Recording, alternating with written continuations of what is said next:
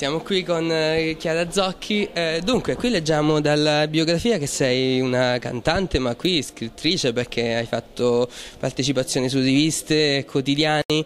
Quindi la domanda è cosa ti ha portato a trasporre le tue parole in musica, quindi con musicultura? Sono due cose diverse, ho pubblicato due romanzi, quelli sono nati così, e poi le canzoni sono una cosa a parte, un altro tipo di esperimento in cui la parola si lega al suono e non al silenzio della pagina bianca.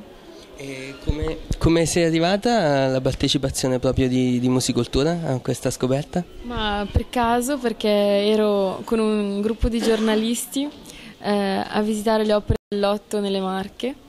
E abbiamo incrociato il direttore artistico, credo, di Musicultura, e lì ho scoperto che esisteva questo festival e che il bando scadeva entro 5 giorni, quindi ho deciso di partecipare.